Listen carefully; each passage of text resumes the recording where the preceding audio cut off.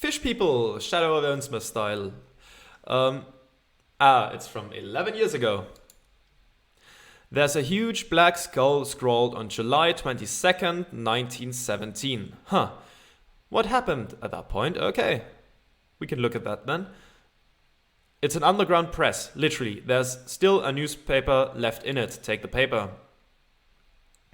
This was printed in a secret underground newspaper office. Does it say anything there? Read.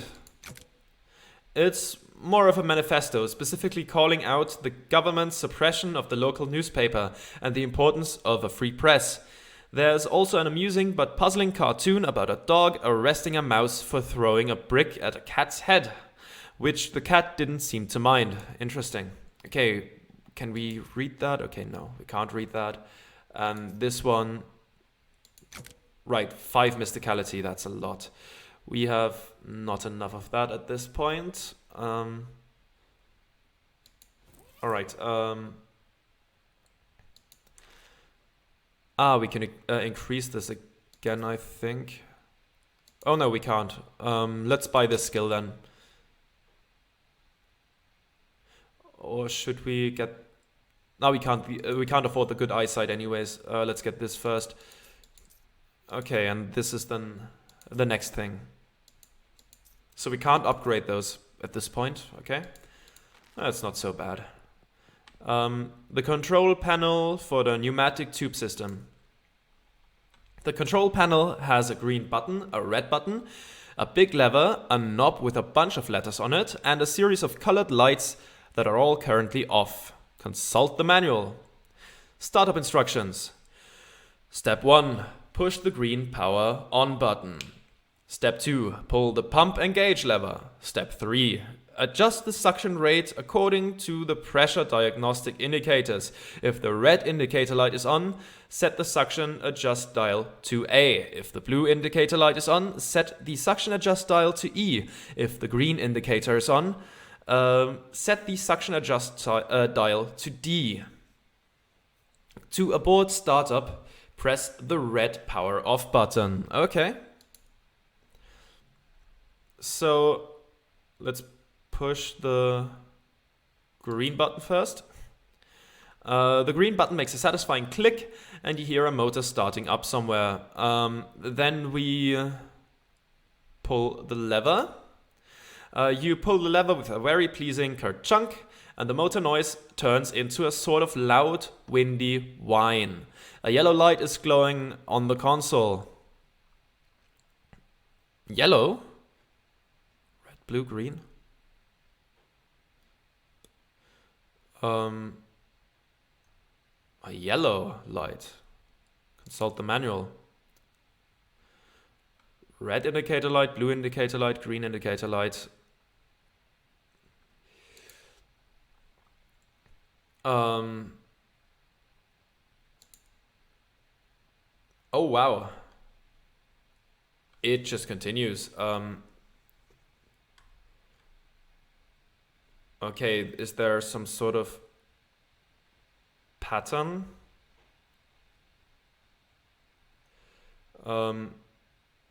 E, A, D.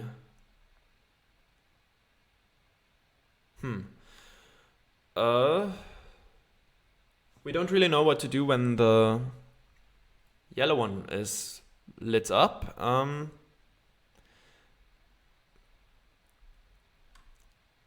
I don't quite see the pattern yet.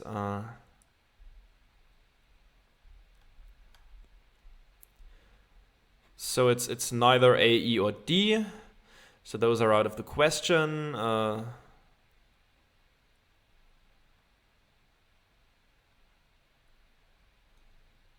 B. You click the dial into place and the noise turns into a sort of shuddering growl for a second before an orange light flashes briefly and the entire machine shuts down. Are we going to trial and error this? Okay, we push the green button, we pull the lever, we turn the knob, press C. Goodbye, fish people. Well, someone's going to get some very strange mail, yeah? What were those things anyways? And what were they doing down here? Were they trying to start an underwater newspaper? That wouldn't work. The ink would smear. Nothing in here, okay. A very old manhole cover. An ominous, vaguely person-shaped stain on the ground. This must be the hat Jessica wanted you to recover. Let's take it then. Terribly cursed fedora. A simple black felt fedora. It doesn't look cursed, but it has a palpable aura of menace about it. Nothing good can come from this. Is this the hard mode setting? Like the hat with teeth in West of Loathing? I mean, it could be. I'm not gonna equip it. Nah. I think that's the hard mode, and honestly I'm not playing it for, like, the difficulty, because I'm playing this for the dialogue. So I don't really see a point of making it hard mode, because I tried that in West of Loathing and, like, it gets brutal at times. Talk to Jessica. How's it going? Did you find the hat? I found a hat. I guess it's the one you meant. It doesn't look unusual, although, yeah. Well, it does creep me out a bit. I can't really put my finger on it. Why? I know what you mean. Feels kind of like you have a headache, except you don't actually. More of a feeling of dread, like something terrible is about to happen, but I don't know what it is yet. Well, that is definitely not related to the fact that I need you to take that hat and go sit in that machine over there. Why? That's our uncursing machine. Gotta get the curse off that hat, right? Oh, okay. Yeah, that makes sense. But, what? Can't we just put the hat in the machine? Why do I need to be involved? Because the machine needs a mind to guide the uncursing process.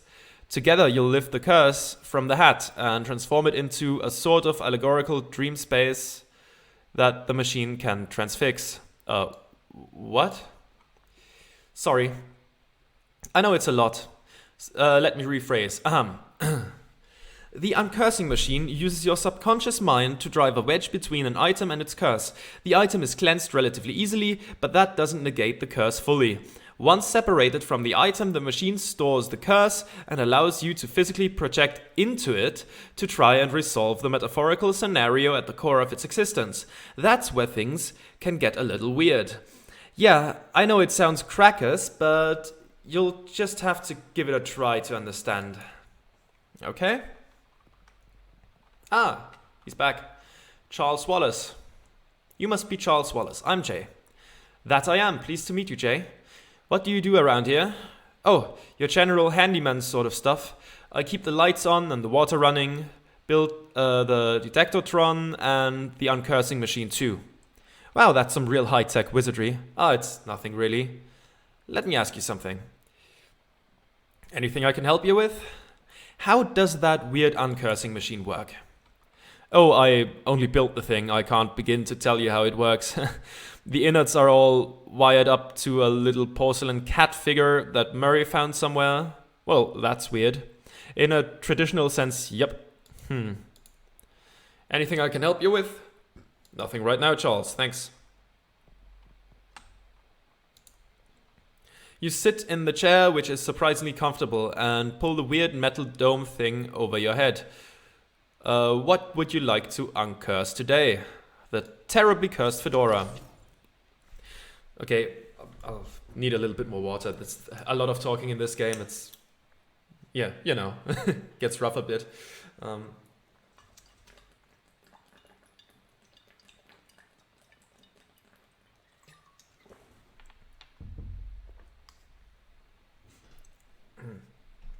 All right. No sooner have you sat down than the machine. No sooner have you sat down than the machine with a. No sooner have you sat down than the machine with a hiss positively whiffs the fedora straight up into the dome. The hat rattles around in there angrily, like a snake in a cement mixer, and after a good loud minute, flops limp and wet into your lap. Whatever ominous energy once possessed the terribly cursed hat is gone. It is now simply a terrible hat. That is true. Uncursed fedora. This hat is clean, both spiritually and laundrily. But the curse itself still lives, transfixed as a dreamlike construct within the machine. Now, how do I get rid of that curse? See, curses are like energy, Jay. They can't be created or destroyed, only changed. Can't remember who said that. Isaac Newman? Newton? Newton Newman, yeah. That machine knows how to take a curse from one object and put it in itself. But as for how you change a curse, well, I don't know. That's some higher consciousness spiritualist stuff. I don't know much about that. I'm more of a Newton Newman sort of guy. The fedora's curse bounces around the innards of this machine, daring you to come project your consciousness inside it. Sounds safe, I'll do it. Ooh. Fedoral Reserve, okay. Well, that's interesting. That's new. Ah, that's to go home, okay. I love that pun. I heard thy death call, creature. Rest now. I will... didn't hear that. A tree felled before its time. A ground stained with sin. Yes. Et in Arcadia ego. Even in Arcadia there's death. Even in paradise there is a killer.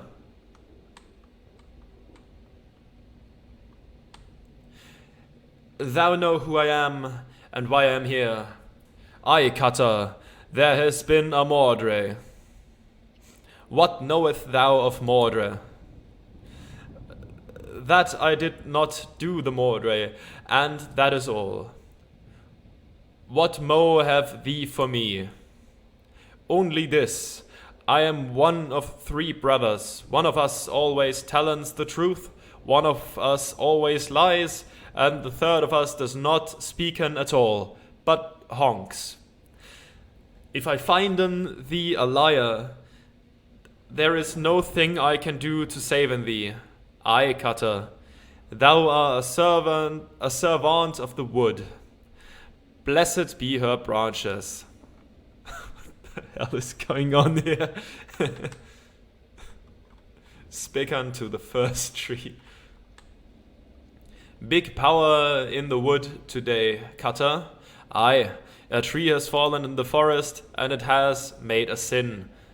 But not me a sinner, that I assure thee. Thou claim to be without sin? None of us is without sin, but mine do not run to Mordre. Then whose? Look for my brother. Thy brother beckons of 3 brothers. One who always lies, one who always tells the truth, and one who does not specken at all but honks. What specken thee of this? This is fairy talk. No thing has honken in this land since Mother Duck laid the big egg. No honken since then? No, sire.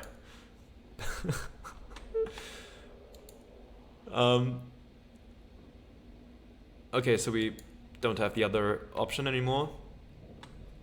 Something is rotten in the woods, Cutter. Aye, a Mordre. With perversions at its source. Speak to me of perversions. I have no thing to say, for I do not tarry with them. What do thou tellen me? I am troubled by the Mordre, but of it I know no thing. I warn thee, my forgiveness makes no room for liars. Thou wilt do what thou must, Cutter, I have no doubt. Thy brother, speakan of 3 brothers, one who always lies, one who always tells the truth, and one who does not speaken at all, but honks. What speaken thee of this? I do not honken, sire. I swearian upon it. Never hast thou honken? Never. 'Tis a sin in my eyes. What the hell is going on here? This is fantastic. So, spake unto first tree. I say I did not do the murder. I also say I'm one of 3 brothers. One of us always tells the truth. One of us always lies, and the third of us does not speak at all, but honks. Thou lie about honken, tree. What say? Thy brothers honken not. Thou wouldst lie to the cutter of the wood. Thou wouldst do murder in the wood. Aye, thou hast the right of it. I sought only to distract thee, whilst I making my escape. Goodbye, cutter. Do not run from me, tree. Thou do not run? Nay, I growen. In 100 years I will have grown so tall and strong, thine axe will never fall on me. But I will not wait 100 years. Die, murderer.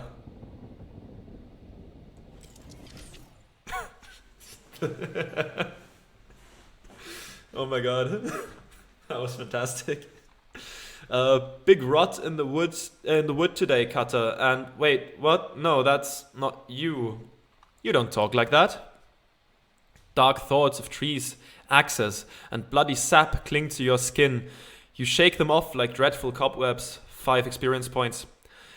You're not sure what just happened, but as you turn over the formerly terrible cursed fedora in your hands, you feel confident that the curses which plagued the starchy little felt thing is finally gone for good. You put the hat back on. It nearly sparkles now. Now, all you've got to reckon with is whether you're the kind of person who goes around wearing a fedora. Oh wow, plus 5 maximum HP, plus 1 muscle. I mean, I don't really like fedoras, but yeah, it'll do for now. Like, the 5 HP is very valuable. So, how'd it go? It worked, I guess? Great, what was it like? I had some kind of crazy dream. There was a woodcutter that was me, I guess, and these talking trees, and one of them had sinned. You know what? Never mind, some kind of crazy dream is plenty for me. Okay, good. Let's go to the room then. Okay, I think this is where we finally unpack our things. Where do we have it? Where is our stuff? Where is it? Oh, is it already? Oh, it's already in here, okay. Finally, it's time to get unpacked and get some sleep. Ah, what the heck. So typical. You stamp out the flames, but it's a total loss. Everything you own has been reduced to ash. Everything? Everything except bizarrely the stamp from Murray's letter. Stamp from Murray's letter, okay. Quest item. The stamp from the letter Murray wrote you was the only survivor of your luggage inferno. It's got a picture of a cute dog on it. Weirdly, it isn't even charred. Alright. A simple writing desk with no chair or pens or paper or anything. It's a shelf for knickknacks and tchotchkes. There's a shelf for knickknacks and tchotchkes. There's an old rag doll on the top shelf. Must have been left by the previous tenant. Walk away from the shelf. Can't just take it? Okay. Oh, a television. A television set. You've heard of these. Unfortunately, no shows have been invented yet. Ah, that's a shame. Alright then. Let's go to sleep.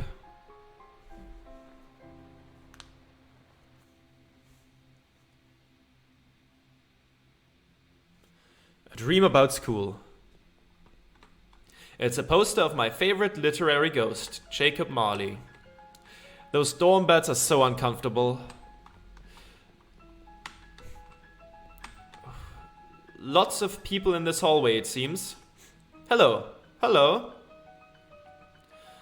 How's it going?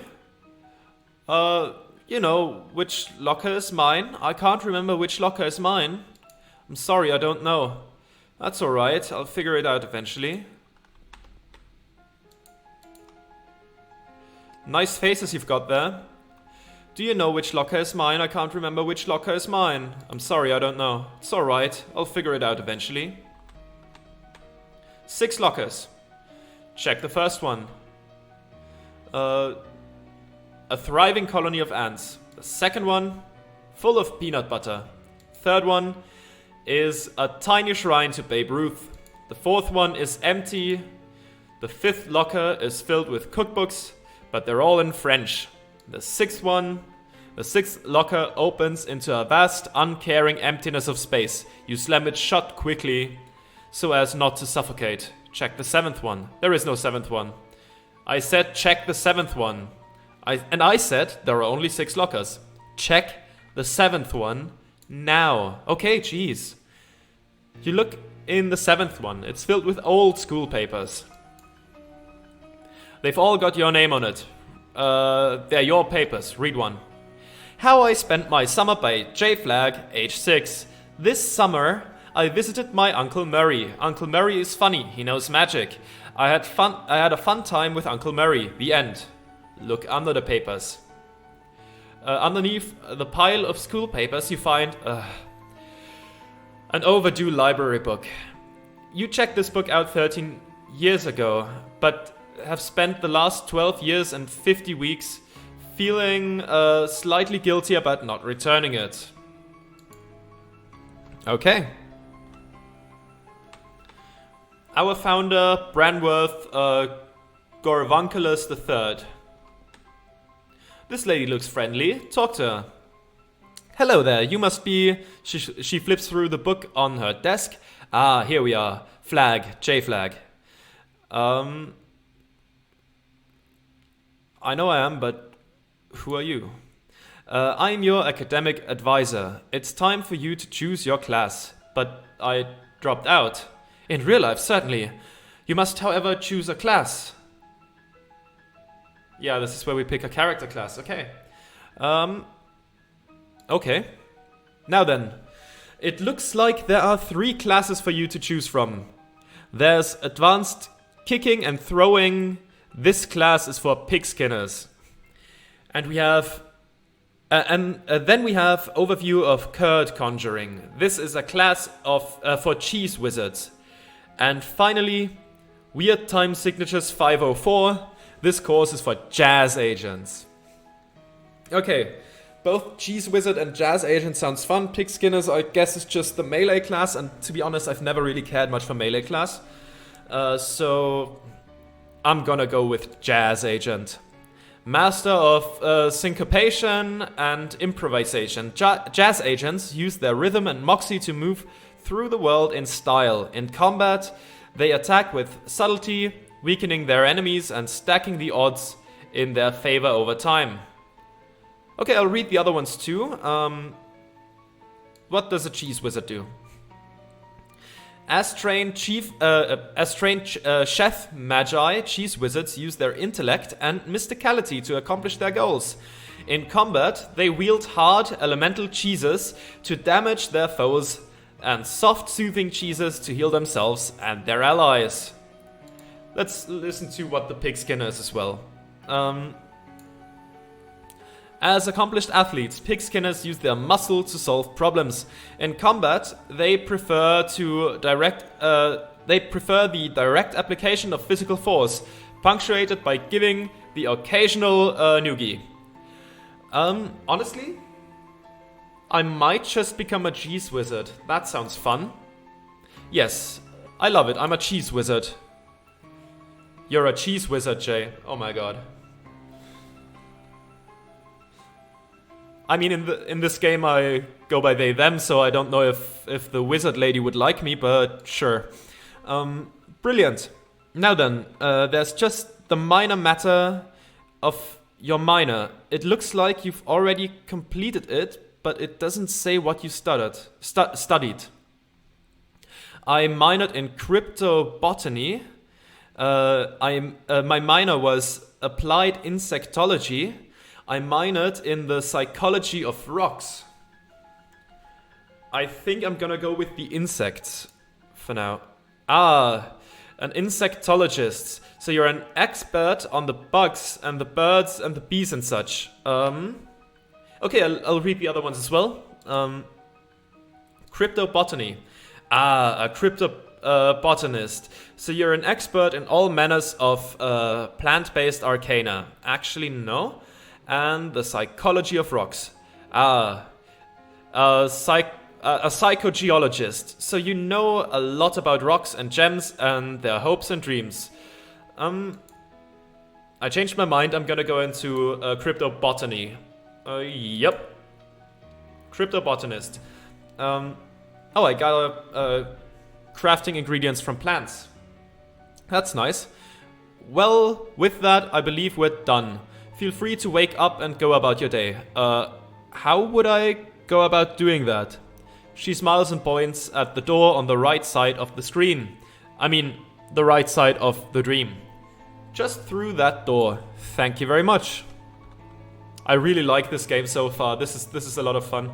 And like, they did it very differently to West of Loathing while still, you know, bringing the same vibes. Really enjoying it so far.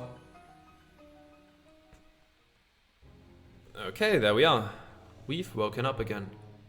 Oh, the music is dramatic. Oh, now we have some stuff going on. How much experience? I have 20, okay. Subcutaneous gouda? Or gouda, how the Dutch would say it. A thick layer of cheese under your skin insulates you from the heat, while also making you look more muscular. +1 muscle, +3 hot armor. Good eyesight, we read that. Blue brilliance. Chunks of arcane wisdom dot your mind like the chunks of mold in an aged cheese. +1 mysticality, +1 maximum AP. Swiss cunning. Your mind swells with the forbidden magics of airplane dairies. Of airplane? Alpine dairies. +1 moxie, +1 to magical weapon attacks. Bewitch. Confuse people with magic. Anyone can lie. But if you want to be really good at it, you'll need to use a little magic. Okay. Fingers of Fontina. Your fingers are stronger and less spindly than those of the average wizard. +1 muscle, +2 magical weapon attacks. Oh, that's expensive. Mind over Münster. A lot of dealing with injuries is just being smart enough to convince yourself that the injury never happened. +1 mysticality, +5 max HP. Gorgonzola Guile. If you don't get to be as old as a wheel of fine-aged gorgonzola without learning a few things. +1 moxie, +5 experience points from fights. Photosynthetic. You've learned some tricks from your friends at the Plante Kingdom. +5 XP from gathering, +3 health regeneration. Pecorino Bravado. You radiate both strength and an ever-present powerful cloud of cheese smell. Constantly damage enemies, +1 muscle. Oh my god, there's some good stuff in here. Wisdom of Jarlsberg. The deeds of great wizards of yore have echoed through the ages and are now bouncing around in your skull. +1 mysticality, +3 to magical weapons attack. Limburger Limberness. Your joints are lubricated with the finest of cheese oils. Not to be confused with snake oils from West of Loathing. Entire green hand. You've got a green thumb, but you've also got a green index finger, middle finger, ring finger, and contextually inappropriately named pinky. 2 times materials from gathering. Okay, that's nice. Perks. Right. Okay, that's just that. Wonderful.